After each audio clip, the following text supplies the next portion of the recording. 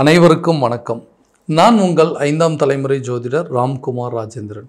இன்னைக்கு நாம் பார்க்க போகிற தலைப்பு கும்பராசி அன்பர்களுக்கு உங்களுடைய ராசிக்கு 2ஆம் இடமான மீன ராசியில் 4 கிரகங்களுடைய கூட்டுச் சேர்க்கை. இந்த சூரியன், புதன், சுக்கிரன் மற்றும் ராகு ஆகிய 4 கிரகங்களுடைய சேர்க்கை மீன ராசியில் நடைபெறவிருக்குங்க. ஜனவரி மாதம் 28ஆம் தேதி சுக்கிர பகவான் ஆல்ரெடி மீன ராசிக்கு பயிற்சி அடைஞ்சிட்டாருங்க. அடுத்தது அந்த பிப்ரவரி 27ஆம் தேதி புதன் பகவானும், மார்ச் மாதம் 14ஆம் தேதி சூரிய பகவானும் இந்த அதாவது மீன ராசிக்கு பயிற்சி அடைகிறார். இந்த நிகழ்வு அப்படிங்கிறது உங்களுடைய ராசிக்கு 2ஆம் இடமான குடும்பம், தனம் மற்றும் வாக்குஸ்தானத்தில் நடைபெறவிருக்கு. ஸோ இந்த சதுர்கிரக யோக காலகட்டங்களில் கும்பராசி அன்பர்களுக்கு எந்த விதமான அற்புதங்கள் மற்றும் சிறப்பு பலன்களை கொடுக்க போகுது அப்படிங்கிறத இந்த காணொலியில் தெளிவாகவும் விவரமாகவும் பார்க்கலாங்க. நம்ம சேனலை ஃபஸ்ட் டைம் பார்க்குறவங்க அந்த சப்ஸ்கிரைப் பண்ணிக்கோங்க, பெல் பட்டனை கிளிக் பண்ணி ஆல் அப்படிங்கிற ஆப்ஷன் கொடுத்துக்கோங்க. ஸோ கும்பராசி அன்பர்கள் சனி பகவானை அதிபதியாக கொண்டவர்கள், தைரியம் மிக்கவர்கள், துணிச்சல்காரகர் அப்படின்னே சொல்லலாங்க. எந்த ஒரு விஷயத்தையுமே போல்டாக செயல்படுத்தணும், நம்ம ஒரு விஷயத்தை தெளிவாக முடிவு பண்ணிட்டோம் அப்படின்னா அது எந்த சூழ்நிலையிலும் அந்த நிலையிலேருந்து மாறக்கூடாதுன்னு நினைக்கக்கூடிய நபர்கள், மனோகாரகன், அதாவது ரொம்ப தைரியசாலிகள், கம்பீரமானவர்கள் அப்படின்னு சொல்லலாங்க. யாருக்குமே இந்த மாதிரி ஒரு தைரியம் அப்படிங்கிறது எப்போவுமே வராது.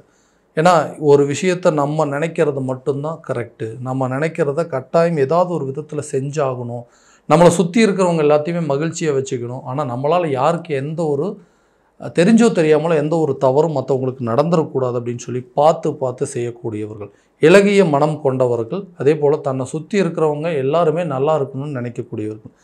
நல்லா இருக்கணும் அப்படின்னு நினச்சிட்டு கும்பராசிக்காரர்கள் அப்படின்னாவே நமக்கு இந்த துன்ப ராசியாக என்னமோ, ஏன்னா எல்லாருமே நல்லா இருக்கணும்னு நினைக்கிறோம், நம்ம மட்டும் ஏன் இப்படி கஷ்டப்பட்டுட்டே இருக்கிறோம். வாழ்க்கையில் நம்ம அனுபவிக்கக்கூடிய கஷ்டங்கள், மன வேதனைகள், வலிகள் ரொம்ப ஜாஸ்திங்க. கும்பம் அப்படின்னாவே துன்பமா அப்படின்னு நினைக்கிற அளவுக்கு உங்களுடைய நிலை அப்படிங்கிறது இன்றைக்கி மாறிடுச்சுங்க.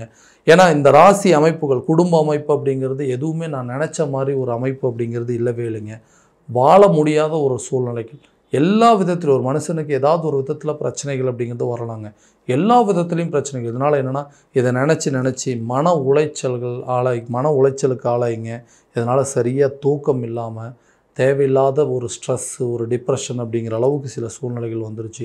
இந்த நிலையிலிருந்து எப்படியாவது வெளியே வரணுங்க. இந்த நிலையிலேருந்து வெளியே வந்தால் மட்டும்தான் என்னுடைய மீதி இருக்கக்கூடிய கொஞ்ச நஞ்ச காலகட்டங்களாவது நான் நிம்மதியாக வாழ முடியும்.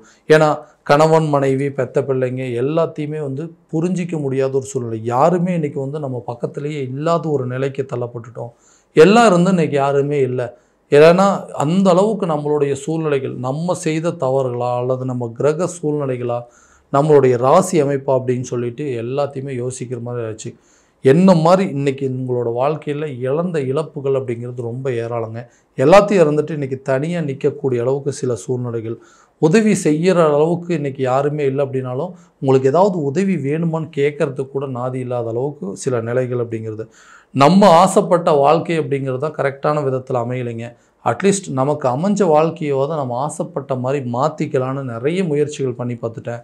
ஆனால் எந்த ஒரு முன்னேற்றம் அப்படிங்கிறதே இல்லைங்க. எனக்கு மட்டும்தான் இப்படியா நடக்குதா, இல்லை என்னை சுற்றி இருக்கிறவங்க எல்லாத்துக்குமே இந்த மாதிரி ஆகுதான்னு சொல்லி நிறைய டைம் எனக்குள்ளேயே நான் கேள்வி கேட்டுக்கிட்டே இருக்கிறேங்க. இந்த சூழ்நிலைகள் அப்படிங்கிறது, அதாவது நினச்ச வாழ்க்கையை கரெக்டான விதத்தில் அமைச்சிக்கவும் முடியல, வாழ்க்கையில் யாரை நம்புறதுனே தெரியாத அளவுக்கு சில நிலைகள் வந்துருச்சுங்க. இந்த நிலையிலேருந்து நான் வெளியே வரமாட்டேன்னா, நான் நினச்ச மாதிரி ஒரு சில சூழ்நிலைகள் அப்படிங்கிறதுலாம் மாறாதா, இதே நிலையில் போயிட்டு இருந்தேன் அப்படின்னா இருக்கிறது ஒரே ஒரு லைஃப் தாங்க. அதை நான் நினச்சபடி மாற்றிக்கணும் அப்படின்னு முயற்சி பண்ணுறேன். அதனை என்னால் பண்ண முடியல. திருமண வாழ்க்கை அப்படிங்கிறது திருப்திகரமான ஒரு சூழல் அப்படிங்கிறது இல்லவே இல்லைங்க. இனி அமையப்போகிற வாழ்க்கையாவது நல்லபடியாக இருக்குமா, இனி அமையப்போகிற திருமணமாவது நான் நினச்சபடி இருக்குமா அப்படிங்கிறது யோசனை. பழைய லைஃப்லேருந்து வெளியே வந்துட்டோம் அப்படின்னாவே போதுங்க. இனிமேல் அமையப்போகிற புது லைஃப்பிலாவது நான் நினச்ச மாதிரி ஒரு வாழ்க்கையை நான் மாற்றிக்குவேன் அப்படின்னு சொல்லி நிறைய சூழ்நிலைகள், நிறைய பிரச்சனைகள் இருக்கக்கூடிய நபர்களுக்கு இந்த வரக்கூடிய இந்த 2ஆம் இடமான குடும்பம், தனம் மற்றும் வாக்குஸ்தானம் அப்படின்னு சொல்லலாம். இந்த இடத்துல சுக்கிர பகவானுடைய உச்சநிலை, அதே நேரத்தில் சூரிய பகவானுடைய பயிற்சிங்க, புதன் பகவான் ஒரு நீச்சபங்க ராஜயோகம், எல்லா விஷயமும் உங்களுக்கு சாதகமாக நடக்கக்கூடிய ஒரு காலகட்டங்கள். தொழில் ரீதியாக நீங்கள் எடுக்கக்கூடிய முயற்சிகள் கண்டிப்பாக ஒரு நல்ல பலன் அப்படிங்கிறது இருக்குங்க. நிறைய பிஸ்னஸ் பண்ணியிருப்பீங்க, நிறைய லாஸஸ் அப்படிங்கிறது பார்த்துருப்பீங்க. பார்ட்னர்ஷிப் மூலமாக நிறைய ஏமாற்றங்கள் அப்படிங்கிறதும் எவ்வளோ விஷயங்கள் பார்த்துட்டுங்க. இதுக்கு மேலே நான் சந்திக்கக்கூடிய பிரச்சனைகள் எதுவாக இருந்தாலும் நான் பார்க்க தயார். ஏன்னா சனி பகவான் அப்படின்னாவே தைரியக்காரகன். எல்லாத்தையுமே தைரியமாக பார்த்துடலாம். கடவுள் நமக்கு வந்து ஒரு தைரியத்தை கொடுத்துருக்காரு. அந்த தைரியத்தை வச்சு இந்த பிரச்சனையை எப்படியாவது சால்வ் பண்ணலாம்னு நினச்சி எல்லா பிஸ்னஸையும் கரெக்டாக பண்ணிகிட்டு இருந்தீங்க. அதில் இது வரைக்கும் லாஸஸ் அப்படிங்கிறது பார்த்துருப்பீங்க, நிறைய ஏமாற்றங்கள். அதை எல்லாத்தையும் மாற்றக்கூடிய காலகட்டமாக இருக்க போது அந்த பிஸ்னஸில் கண்டிப்பாக ஒரு நல்ல ரிசல்ட் இது வரைக்கும் பண ரீதியாக இருந்த பிரச்சனைகள் அப்படிங்கிறதெல்லாம் உங்களுக்கு கொஞ்சம் கொஞ்சமாக உங்களை விட்டு விலக போதுங்க. பணம் அப்படிங்கிறது சம்பாதிக்கக்கூடிய காலகட்டமாக இருக்க போது, நல்ல வருமானத்தை பெருக்கக்கூடிய காலமாக இருக்க போது, தனம் சம்மந்தப்பட்ட பிரச்சனைகள் எல்லாமே தீரும். உங்கள் பிஸ்னஸில் கண்டிப்பாக நல்ல ப்ராஃபிட் அப்படிங்கிறது கொடுக்குங்க. வேலையில் இருக்கிறவங்க, வேலையில் நான் வந்து எல்லாத்தையுமே கரெக்டாக பார்த்து பண்ணுறேன், ஆனால் எனக்கு மட்டும் எங்கேருந்து தான் அந்த மாதிரி பிரச்சனை வருதுன்னே தெரியலைங்க.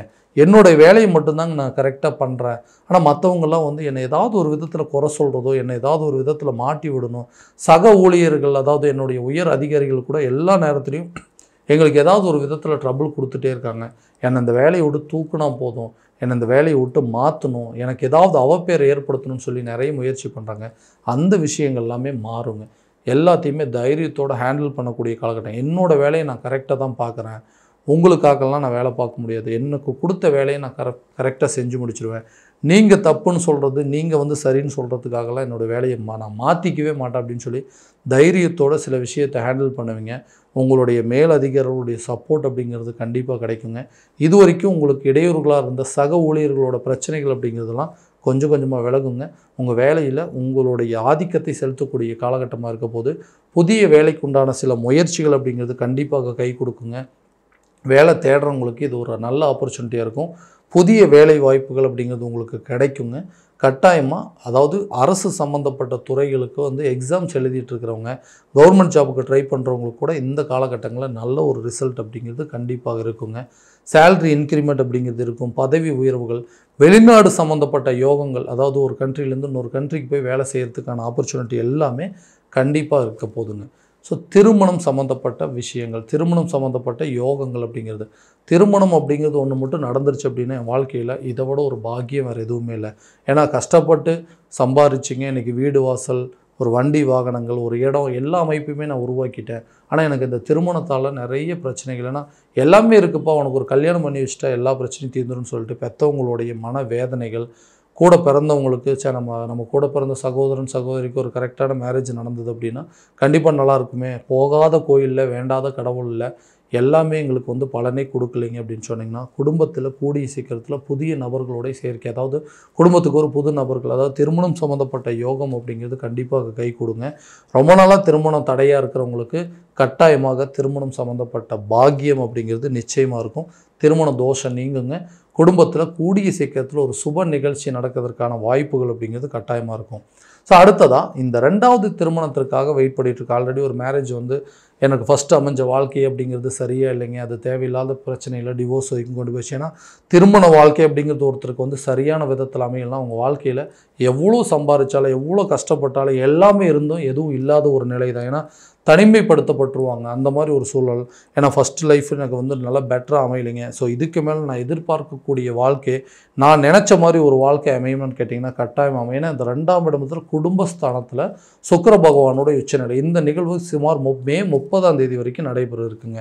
அதே நேரத்தில் சூரியன் பகவானுடைய பயிற்சி, இந்த புதனுடைய நீச்சபங்க ராஜயோகம், எந்த இடத்துல எல்லாம் நம்ம தவறு செஞ்சோமோ, ஆல்ரெடி நம்மளோட லைஃப்பில் எந்த இடத்துல மிஸ்டேக் பண்ணமோ அந்த மிஸ்டேக்கை திருத்திக்கிறதுக்கான ஒரு வாய்ப்புகள் அப்படிங்கிறது உங்களுக்கு உருவாகுங்க. இந்த நேரத்தில் 2வது திருமணத்துக்கு எதிர்பார்க்குறவங்களுக்கு கூட கட்டாயமாக திருமணம் நடக்குங்க.